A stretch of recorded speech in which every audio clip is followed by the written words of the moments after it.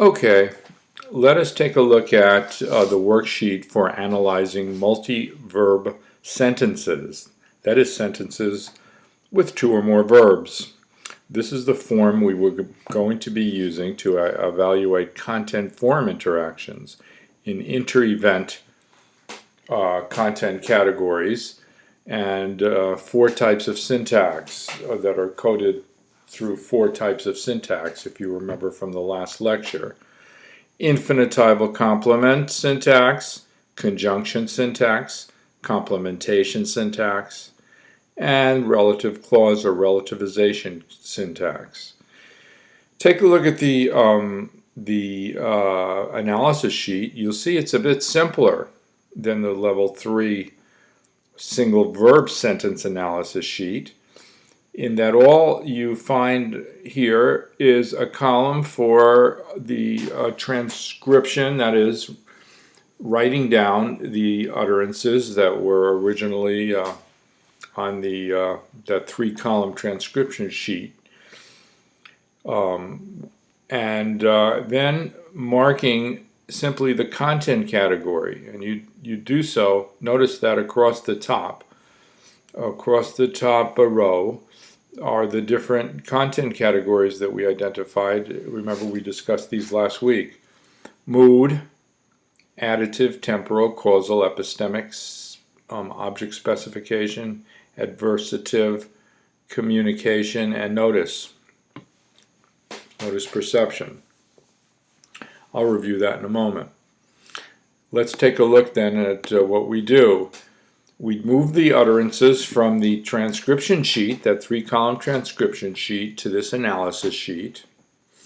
So let's pretend that utterance number 22 was the first type of two-verb content-form interaction, two-verb utterance, that we visited last week. Maybe the sentence is, I'm gonna go to, sorry, I'm a very bad typist, gonna go to Comic-Con. My son is going to Comic-Con tomorrow, actually. That's the comic convention, or the whatever kind of convention that is. In any event, I'm going, and that really is, I'm going to go. That's really what this is. But children and adults typically pronounce going to go as gonna go.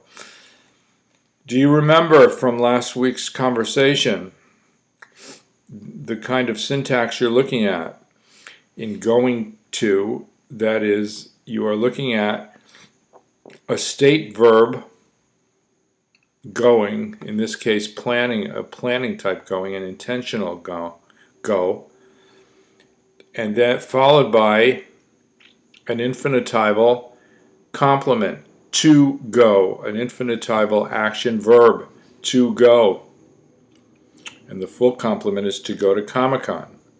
And anytime you have a state verb followed by an infinitival complement, that is an infinitive verb, which is the complement of a tensed verb, we recognize that that is the content category, mood.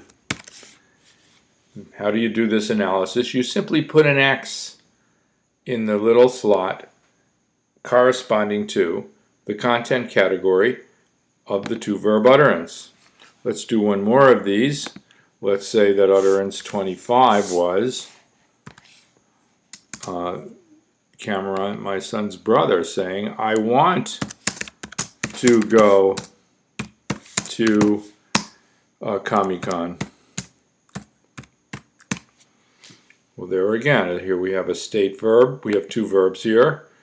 Now you could, in fact, I don't require, first of all, notice no SVC markings in this analysis. We could make a note of the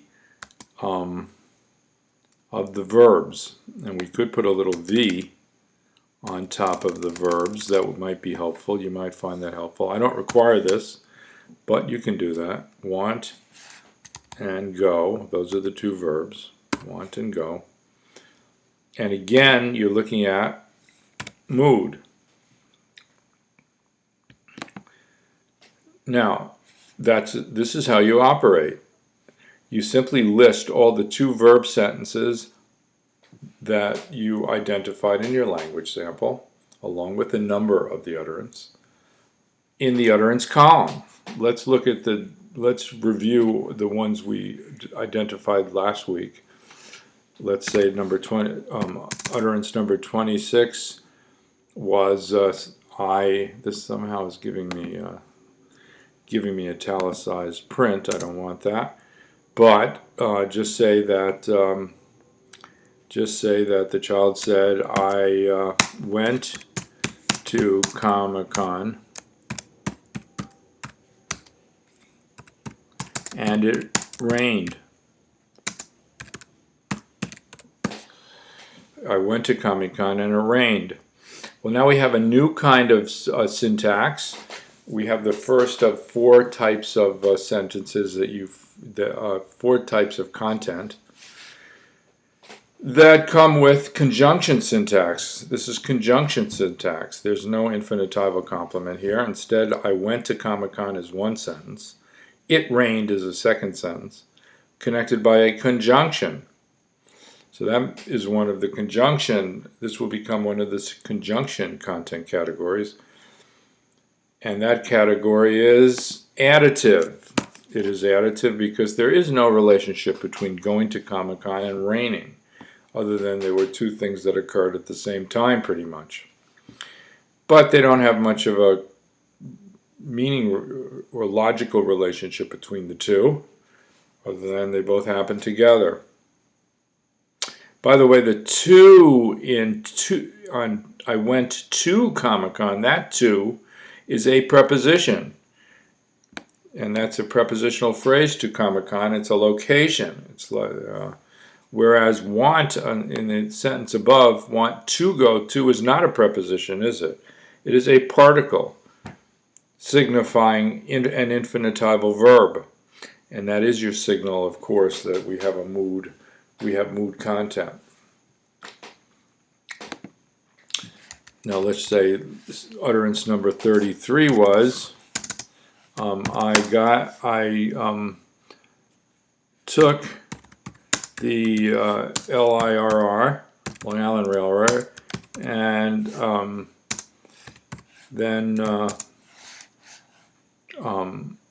then stepped out at Javits Center.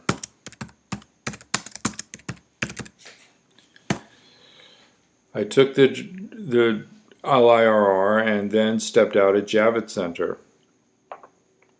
Well, there's again, conjunction syntax, but this is really a required time relationship. You have to take the LIRR to end up at the Javits Center in New York.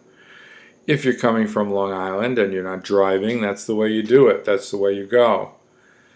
In any event, that's a temporal content category. That's temporal content. Two verbs, taking and stepping, and or stepping out, and that is it again. You ask yourself, what is the relationship between the two verbs? And that relationship is a time relationship. So that's temporal.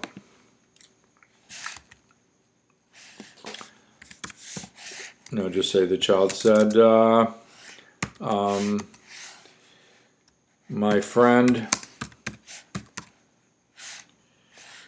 had the best costume, so he won a prize. Again, we have conjunction syntax. My friend had the best costume. He won a prize. Two verbs, two sentences rather, connected by a conjunction. You ask yourself, what's the relationship between having the best costume and winning a prize? Having and winning. Yes, it's a causal relationship. That's causal. So that's what the content category is, causal. And I simply put an X there. Now you'll see in Leahy that she, instead of putting an X, puts the puts the conjunction in there. And you could do that. I do not require that you put the conjunction in here. But you could put the conjunction here, then you can do an evaluation of how the child uses conjunctions.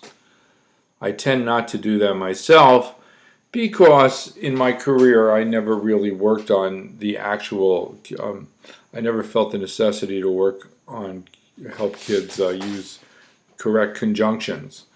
I figured the kids will learn that after, as long as they learn how to make the relationship, how to conceive, how to think about the relationship underlying the sentence. So my focus typically with kids with language delay is getting them to think about temporal time sequences or think about cause, two events related causally, if you're following me. It's the logic and the thinking I tend to focus on as opposed to the conjunction word. In any event, there's one other type of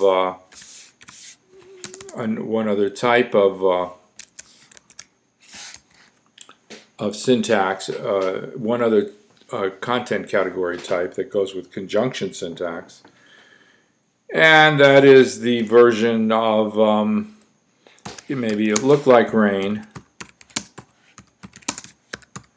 but it was really clear. It was really nice out, let's put it that way. It looked like rain, but it was really nice out. So you ask yourself, what's the relationship between the two verbs? Looking like rain, looking, and being nice. And those are kind of opposite, that's kind of an oppositional relationship. There's a comparison being made in the two sentences, the two sentence clauses around the conjunction, and that is adversative is the content category there. So I exit. See how that works. Let's review the three content categories that go with complementation syntax. And we'll do the first. Say the kid said, I knew that Ben would win the prize. Now we have two verbs again, don't we? We have knew, the verb knew, and the verb win.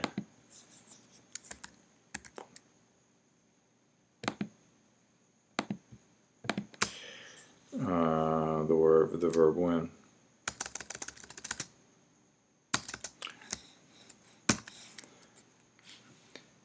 And if you remember, that is a different, now this is a new kind of syntax. We have a verb, subject of the sentence is I, the verb is knew, and the object of the verb knew is the full sentence, Ben would win the prize.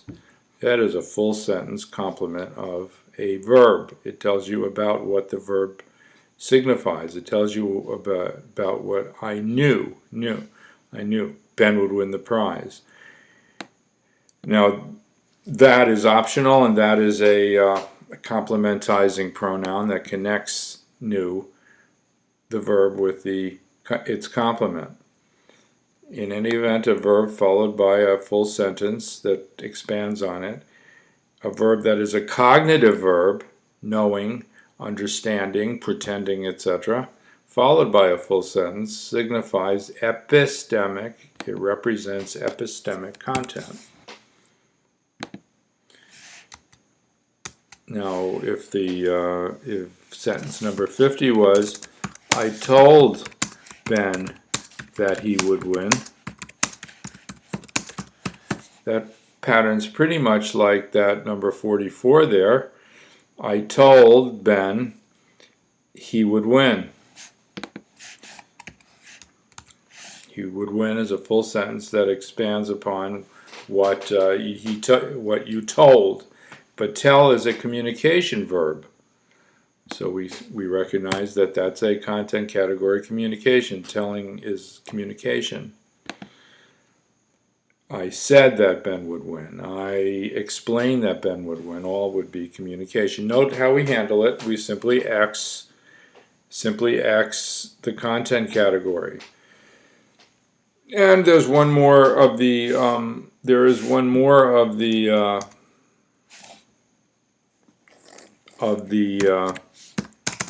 complementation syntax type content categories, and that is my friend heard that Doctor Who would be at Comic-Con. He's going to be at Comic-Con San Diego, I'm afraid, not Comic-Con New York. But if we heard this sentence, we see again that we're dealing with complementation syntax. We have heard as the matrix or the primary verb of this sentence. My friend is the subject. Heard, that's the verb, and Doctor Who would be at Comic-Con is the complement of the verb heard, and therefore we have now hearing. Hearing is an act of noticing perception. It goes to notice perception. It's a form of perception, hearing. My friend saw that Doctor Who would be at Comic-Con, heard that Doctor Who, perceived that Doctor Who was at Comic-Con, etc. Following, and notice two verbs, heard and be. Now the would business, I'll come back to. But I simply left, now I'm going to add one more row to this, and there is one more content category to remind ourselves about. And that belongs to a different kind of syntax. Let us insert a row. We're going to insert a row below and look at the following sentence.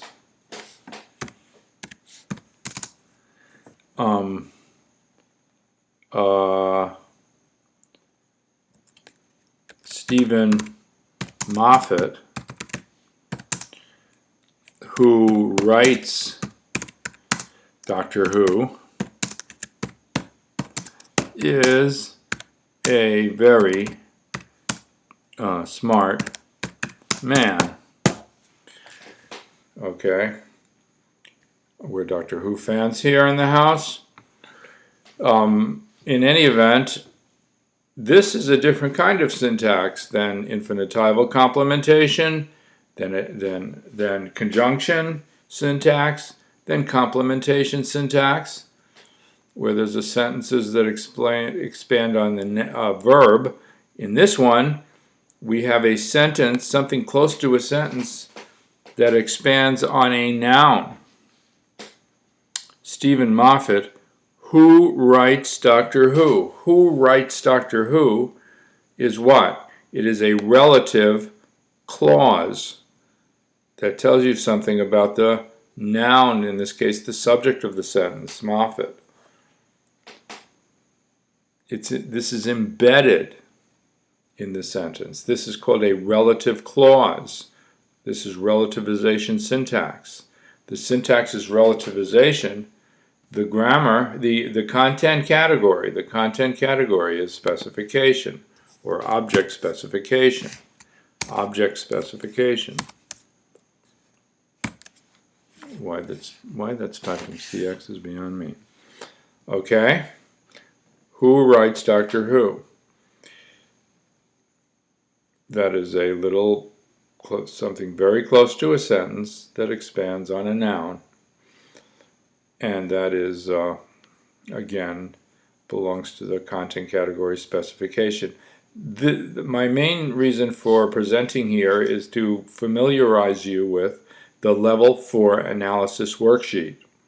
And you see how we handle it. We list the utterances and mark the content categories with X's.